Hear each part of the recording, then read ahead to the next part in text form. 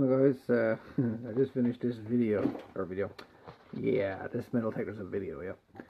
Just finished this metal detector there for my buddy Brent.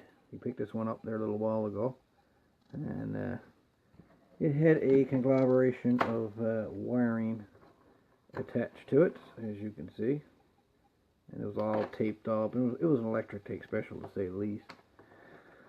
So he wanted me to fix it up, put a nice little curly cord on it and wire it up, you know, the way it should be. So what I did for him, I used the same headphones, and basically I got an old microphone cord that I had right here, and I used the original cord here that came with the AT Pro, cut it, and spliced the old mic cord into the old cable for the AT Pro.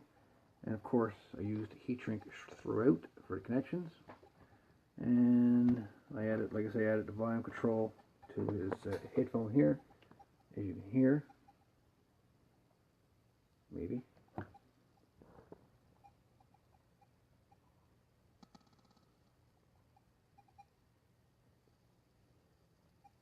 I also have his headphones are, I got some silicone put on the inside and back of the control here, as well as on the front, to keep the water out of his headphones, and the connections here.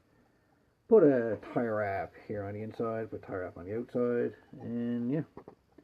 So this is the Garrett AT Pro metal detector. Again, it's the metal detector that Brent picked up, put in my Brent, and like I say, it had like a collaboration of wiring on it that he wanted me to fix up for the cord. So there you go. That's what I did. Anyway, guys, like I say, this is a Facebook exclusive.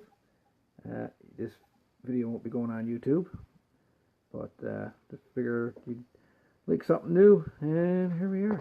It is a Garrett AT Pro metal detector, and it's now completely wired up with a new set of headphones from my buddy Brent. Hopefully it'll work out for him for a few years until he gets a new set for him. Until then, all the best, boys. 7-3. Thanks for being in the oh, here he is. There's Mr. Brent right there. Look. So Brent, there's a collaboration of wiring. You know this foolishness that I had to remove. I ripped that off. So you know this part no longer in the equation, and yeah, this part is no longer in the equation. So these here is garbage. You won't be getting that back. So basically what I got here, I got your headphones right here. I got your curly cord that you want it. I got the new wire going all the way through. I had to make me splice here. The only thing I'm going to say to you, Brent, is try not to pull too much on this cable. You may pull these wires apart inside of here, but as you can see, a little bump here. There's heat shrink on over the wiring that's soldered together inside of here. There's heat shrink. 2 pieces of heat shrink, 1 on each wire. And then I got a piece of heat shrink going the whole into this again. So there's one big long piece of heat shrink. You see there, all the way from here, all the way up to there. Piece of heat shrink. So yeah. But there's your headphones, buddy. Got it all to get the muff put back on.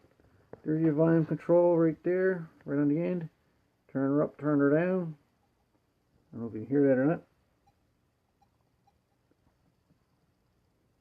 Turn it all the way down.